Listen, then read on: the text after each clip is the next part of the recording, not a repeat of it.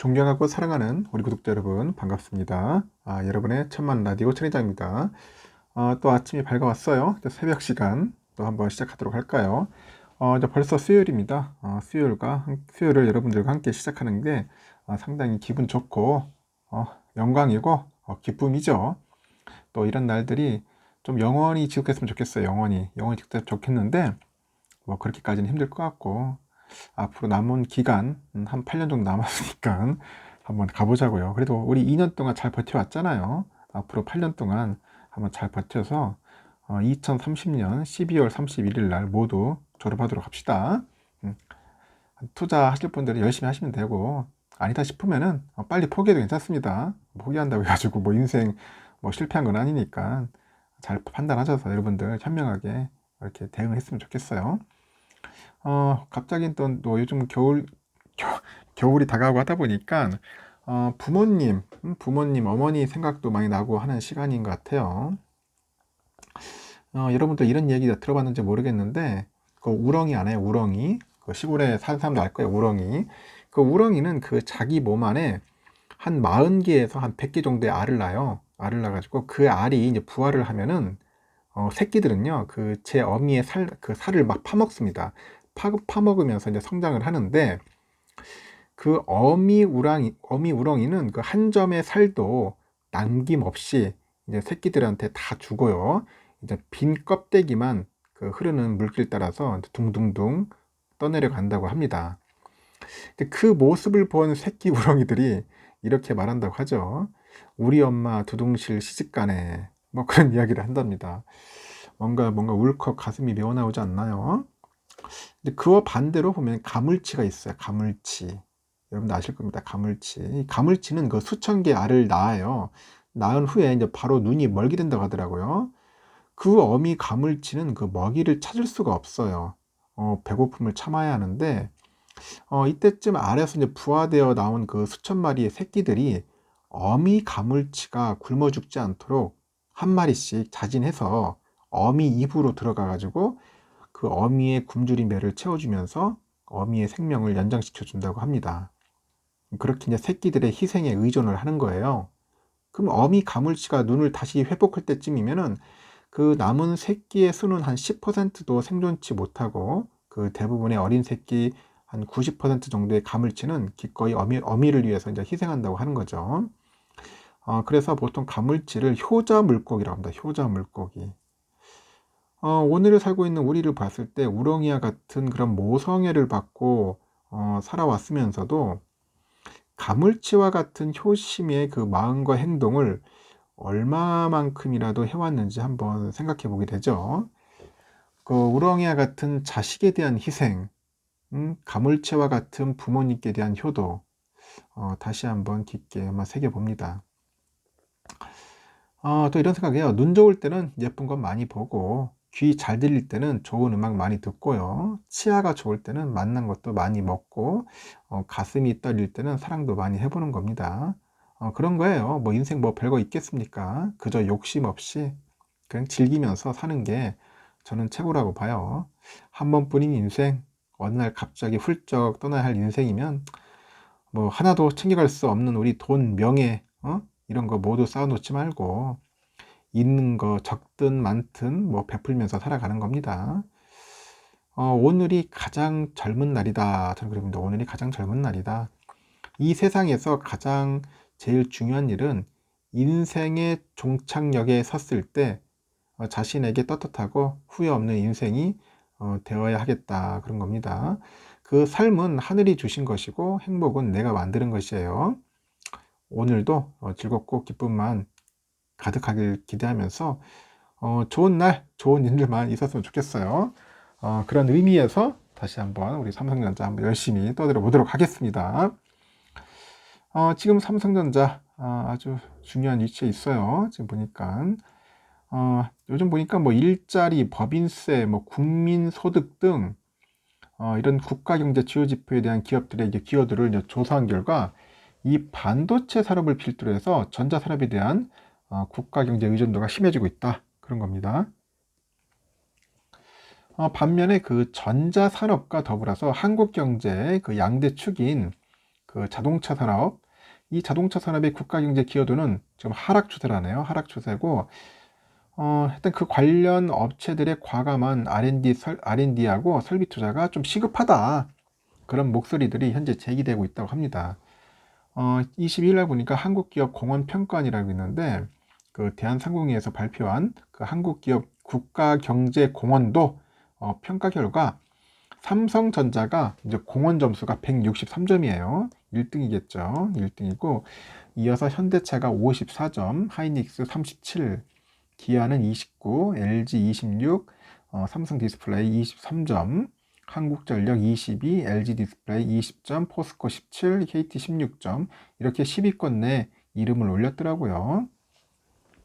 한국 기업 그 공헌평가원은 기업의 그 재무제표하고 수출입 통계 등 그 데이터에 기반을 해가지고 기업의 국가 경제 공헌도를 평가하는 기관입니다.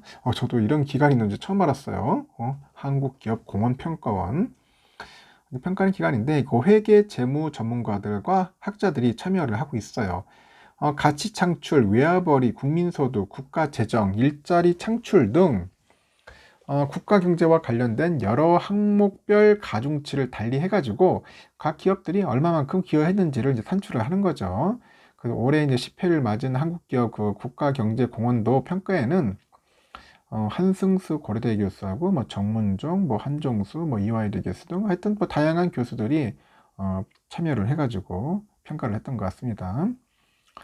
삼성전자는 그 평가가 시작된 이래 줄곧 1등을 달리면서 공헌 점수도 2014년 135점에서 2021년 163점으로 상승을 한 거죠.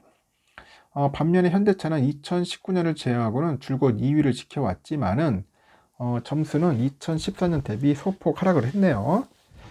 특히 삼성의 공헌 점수가 현대차의 3배에 이른다. 그런 부분에서 상당히 두드러지는 것 같습니다. 그래서 그 한국기업공헌평가원 이사장이 전자산업은 국가 경제에 지속적으로 기여하고 있는 반면에 자동차 산업은 그 기여도가 줄어들고 있다는 사실이 이제 통계로 확인됐어요.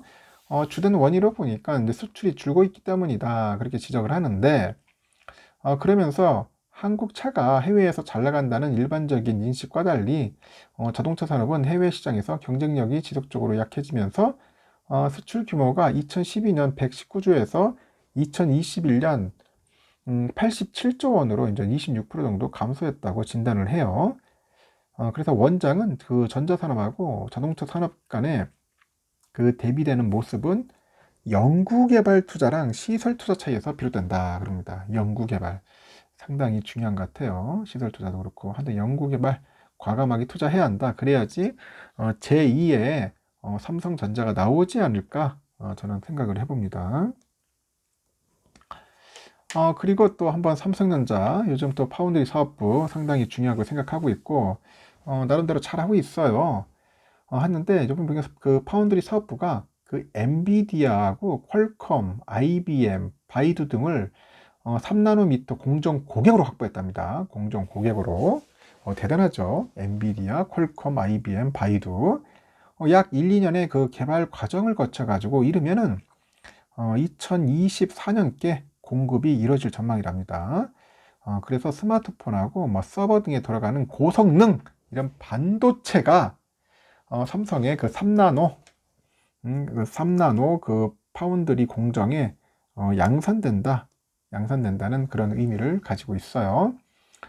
반도체에 따르니까 삼성전자 파운드리 사업부는 그 고성능 컴퓨팅 칩을 그 설계하는 5개에서 6개 정도의 그 미국, 그 중국 팹립스 업체랑 그 3나노 공정용 반도체를 함께 이제 개발을 하고 있어요. 개발하고 있는데 그 IBM은 서버용 중앙 처리 장치인 것 같고 엔비디아는 그래픽 처리 장치, 퀄컴은 스마트폰용 AP, 그 바이두는 그 클라우드 데이터 센터용 인공지능 칩 등이 대표적인 그 팹립스 고객사라고 합니다. 그래서 이들 고객사는 3나노 공정 기술력과 그 복수의 공급망 확보 그 필요성을 종합적으로 좀 고려해 가지고 삼성전자 위탁 생산업체로 낙점했다 그렇게 알려져 있는데 업계에서도 최근에 TSMC에 빌렸던 삼성이 이제 3나노 공정을 통해서 반전의 계기를 마련할 것이다. 그런다. 반전의 계기를 마련할 것이다. 잘하고 있다. 그래서 지금 보니까 4나노에서 5나노 이 공정에서는 TSMC에 뒤처졌습니다. 하지만은 3나노는 다릅니다. 3나노는 다릅니다. 3나노는 다릅니다. 심상필 그 삼성전자 파운드리 사업부 부사장이에요. 이 사람이 15일 열린 기관 투자가 대상 그 사업 설명에서 한 말입니다. 그 삼성은 최근에 1, 2년간 그 4에서 5나노 파운드리 공정에 고객 확보전에서는 TSMC에 밀렸다. 퀄컴, 엔비디아 등 그런 주요 고객이 주력 칩 위탁 생산을 잇따라 TSMC에 이제 돌린 거예요. 하지만 최신 3나노에서는 반전의 계기를 만들었다. 그게 삼성의 설명입니다. 반전의 계기. 신부 사장은 3나노 공정은 게임 체인저다. 게임 체인저다. 그렇게 강조를 하는 것 같아요. 반도체 업계에 따르니까 최근에 삼성과 그 TSMC 등 주요 파운드리 그 업체의 그 최전선은 3나노 공정이에요. 3나노. 이 3나노는 그 반도체에서 전자가 다니는 길의 그 폭을 뜻하는데 이 폭이 좁을수록 고성능 저전력 반도체 생산인 건데 고성능 저전력 반도체 생산이 가능하다. 삼성의 자신감은 3나노 파운드리 공정에 관심을 보이는 그 다수의 글로벌 고객사 영향으로 분석이 되는데 현재 엔비디아나 퀄컴이나 IBM, 바이두 등의 다수의 글로벌 그 팹립스가 3나노 공정에서 CPU, GPU, AI, 뭐 네트워크 반도체 하여튼 이렇듯 고성능 컴퓨팅 칩을 양산하는 방안을 삼성과 현재 뭐 논의 중이라고 합니다. 그 고객사들이 삼성전자 3나노 공정에 관심을 두는 이유는 기술력이라고 뽑혀요. 기술력. 그 삼성은 지난 6월 30일 세계 최초로 3나노 공정 양산에 성공했다고 발표를 했는데 이 3나노 공정에서 양산된 그 반도체는 현재 주력 공정인 5나노 공정 칩 대비 그 전력 효율과 성능이 각각 45%하고 23% 향상된다는 게 삼성의 설명이었죠. 그 면적도 한 16% 정도 이제 줄어들었습니다. 그러다 보니까 APC 칩은 슈퍼컴퓨터, 서버, PC 등에 들어가는 그 두뇌 역할을 한단 말이야. 그 크기가 작고 성능이 뛰어나고 전력 효율이 높을수록 좋은 거예요. 작고 뛰어나고 성능이. 이게 파운드리 업계 관계자도 그럽니다. 그 최근에 AI나 5G 기술 발전이 진행되면서 이 HPC 칩의 그 고객사들이 점점 고사양을 원하는 거예요. 고사양. 그 3나노 공정에서 칩을 양산할 필요성이 커진다는 거겠죠. 이렇듯 그 파운드리의 그 칩 양산을 맡기는 팹립스들이 지정학적인 위기 등으로 이유로 이제 복수 공급사 전략을 쓰는 거야. 복수. 그래서 삼성전자 3나노 공정이 인기를 끌고 있는 원인으로 꼽히고 뭐 과거에는 뭐 엔비디아 같은 팹립스들이 TSMC의 칩 생산을 위탁했다면은 요즘에는 TSMC랑 삼성에 물량을 나눠서 준다는 겁니다. 미국과 중국의 갈등으로 특히 대만에 그 지정학적인 위험이 커지고 있어요. 그러다 보니까 삼성전자 파운드리 사업에는 긍정적인 요인이다. 그 삼성의 고위 관계자도 지정학적인 문제가 불거지면서 고객사들이 제2의 파운드리 업체를 원하고 있고 그 한 반도체 후공정 업체 고위 관계자가 그래요. 우리도 지정학적 위험 때문에 대한 대만 투자 계획을 철회했다. 그런 얘기를 합니다.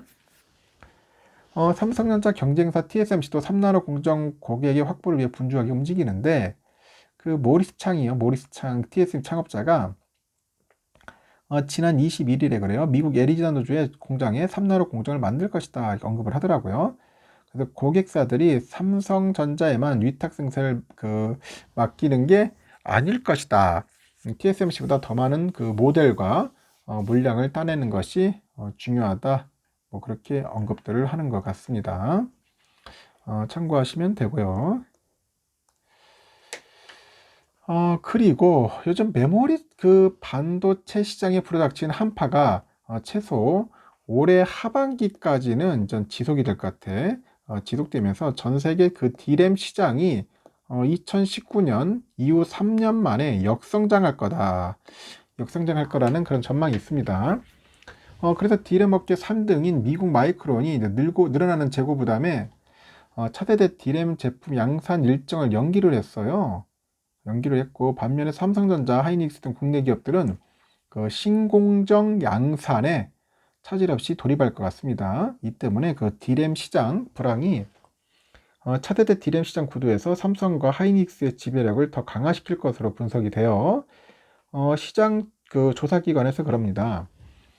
올해 하반기 전 세계 D램 매출액이 293억 달러인데 상반기 490억 달러 대비 40% 정도 감소하는 수치입니다. 감소. 올해 전체 D램 매출액은 전년 대비 한 18% 정도 감소를 하는 거 감소. D램 매출 증가율이 감소세로 돌아서는 건 2019년 이후 3년 만인데 20년에 8%, 21년 42%의 슈퍼사이클과 코로나 보복 소비 효과 등으로 D램 시장이 큰 폭의 성장세를 기록했는데 최근에는 경기 침체랑 고물가 등 이딴 대외 악재로 이제 PC, 스마트폰, 그런 가전 등의 수요가 큰 폭으로 떨어졌어요.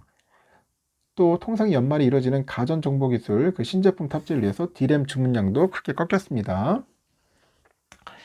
D램 부분은 삼성전자, 그 하이닉스, 마이크론 등 빅3가 90% 이상의 시장 점유율을 점하여서 시장을 양 3분하고 있습니다. 3분하고 있고 이렇게 D램 불황이 장기화될수록 매출의 악영향이 가중될 수밖에 없겠죠. 대만의 시장 조사기관에서도 올해 3, 4분기 글로벌 D램 매출을 전분기 대비 한 29% 정도 감소한 181억 9천만 달러로 집계를 하던데 이번 분기 D램 매출 하락률은 2008년 금융위기 이후 가장 큰 낙폭이라고 합니다. 가장 큰 낙폭이다. 삼성, 하이닉스, 마이크론 모두 매출 하락을 피하지 못하는 거예요. 그래서 업계에서 D램 시장에 부는 한파가 내년 상반기까지는 약간 지속되면서 차세대 D램 시장 주도권 다툼에도 영향을 미칠 거로 보고 실제 마이크론이 고객사 재고 조정에 따른 그 생산량 조절의 일환으로 차세대 D램 공정 그 10나노미터급 5세대 공정의 양산 일정을 연기를 합니다. 반면에 삼성은 인위적인 감산 없이 중장기 로드맵에 따라서 차세대 반도체 제품 개발도 차질 없이 진행할 방침이고 이를 위해서 삼성은 내년 상반기 세계 최초로 5세대 10나노급 D램 양산에 돌입해서 경쟁사들을 따돌린다는 구상 그런 거죠. 삼성은 차세대 D램 생산에 필요한 그 EUV 노광 장비를 D램 업체 중 가장 많이 보유해서 기술 경쟁 그 우위를 확보한 상태고 하이닉스도 내년 상반기에 차세대 D램 공정을 도입할 것 같습니다. 하이닉스도 이제 많이 따라올 것 같아요. 그게 참고하시면 될 것 같습니다. 그리고 요즘 보니까 또 최근에 그 페드로 산체스 그 스페인 총리죠. 페드로 산체스 스페인 총리가 우리 한국에 방한을 했는데 방한할 때 그 반도체 공장 투자를 부탁받은 삼성이 내년 초 유럽 지역에서 실사를 진행할 것 같아요. 실사. 그래가지고 미중 갈등으로 이제 반도체 탈중국이야. 벗어나자. 중국 압박을 받는 상황이라서 이재용 회장이 유럽을 새로운 대안으로 주목할 수 있다. 유럽을 그렇게 보는 것 같습니다. 어깨 보면은 그 엘파이스 등 다수의 스페인 언론 매체에서 그 산체스 총리가 한국을 떠난 직후 18일 소식통을 인용해서 삼성 경영진이 팀을 꾸려가지고 내년 1분기 유럽을 방문할 계획이다. 그 가운데 스페인을 가장 먼저 찾을 것이다. 그런 얘기를 하네요. 엘파이스가 그래요. 그 삼성이 스페인 공장 건설을 심각하게 고려하고 있지만은 아직 결정을 내리지 못했고 이를 심도 있게 연구하기 위해서 팀을 꾸려가지고 조만간 스페인을 이제 방문할 예정이라고 합니다. 아무래도 내가 스페인 가서 공장 만들 것 같아. 앞서서 그 산체스 총리는 이달 17일 한국에 도착하자마자 그 레스 마로토 그 산업통상관광부 그 장관이죠. 장관 등 스페인 주요 부처 장차관 40여 명과 함께 곧바로 삼성전자 반도체 평택 공장 간 겁니다. 장차관들 다 끌고 간 거야.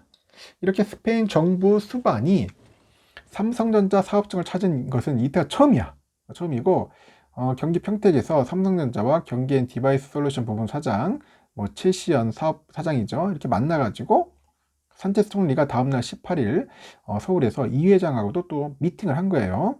그야말로 삼성전자에서 시작해서 삼성전자를 끝난 거야.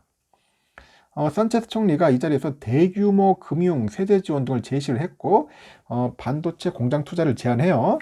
하여튼 이 회장 구체적인 답변을 하지 않았는데 하여튼 산체스 총리는 방한 기간에 자신의 SNS에 글을 올리고 스페인은 120억 유로 투자해서 반도체 공급망의 플레이어가 되려는 전략을 갖고 있다. 그럽니다. 그간 유럽 지역에 직접 투자에 그 적극적이지 않았던 삼성이 입장을 바꿨어요. 입장을 바꾼 것은 미중 갈등으로 글로벌 반도체 공급망 불안이 커지다 보니까 생산 거점을 다변화해야겠다. 그런 것 같아요. 다변화하겠다는 그런 이유가 있겠죠. 그 삼성은 그 내년 초죠. 주요 경영진들을 스페인에 파견을 할 거예요. 그 사업화 가능성을 살펴볼 계획이라고 하는 것 같은데, 이 스페인뿐 아니라 그 대규모 반도체 관련 투자 계획을 내놓은 독일하고 프랑스 등 다른 국가도 방문을 해가지고 유럽의 생산 거점 구축 방안을 검토할 가능성이 있어요. 그리고 경사장이 올해 9월 기자간담회에서 생산 거점 확대의 가능성을 두고 확정한 것은 없지만은 다방면으로 보고 있다. 다방면으로 그런 얘기를 합니다. 이 삼성 경영진이 내년 초 실사를 나갈 경우에 이 회사를 향한 유럽 각국의 구애전, 러브콜도 치열할 것 같아. 유럽연합의 집행위원회는 현재 450억 유로의 규모의 반도체 지원안을 추진하는데, 글로벌 반도체 공급망에서 유럽의 비중을 2030년까지 20%까지 끌어올리는 게 목표예요. 그럼 독일, 프랑스 등 각국의 핵심 반도체 기업 유치에 열을 올리고 있고, 스페인 정부는 현재 5나노 이하의 공장에 대규모 반도체 제조 공장을 유치하기 위해서 삼성전자 등 대규모 글로벌 대기업과 협력 방안을 적극 모색하고 있다. 그 대만의 TSMC는 유럽 공장 건설 가능성에 이미 선을 그은 상태고, 삼성전자를 대체하라는 세계적으로 거의 없대요. 유럽은 그 바이든 행정부가 미국 행정부가 제안한 그 미국 주도의 반도체 동맹이죠. 치포에도 포함되지 못했어. 만약 삼성이 유럽의 반도체 공장을 짓게 되면은 이는 첫 사례가 되고, 삼성은 현재 미국 오스틴, 중국 시안 등의 이제 반도체 생산 시설을 운영하고 있습니다. 반면에 미국 인텔의 경우 3월 유럽 전역에 10년간 800억 유로 투입해가지고 반도체 공급망을 구축하겠다는 계획을 발표를 했죠. 스위스 반도체 기업이에요. ST 마이크로 일렉트로닉스인데 여기도 이제 프랑스하고 반도체 제조 공장 설립 계획을 밝혔더라고요. 근데 삼성은 그래요. 아직까지는 구체적인 일정은 정해지지 않았다고 하는데 제가 봐도 뭔가 유럽 쪽에 큰 일을 낼 것 같아요. 스페인에 공장 지을 가능성이 높겠네요.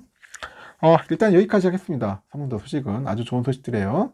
여러분들 좋은 하루 보내시고 오늘도 활기차고 기쁨이 넘쳤으면 좋겠습니다. 감사합니다.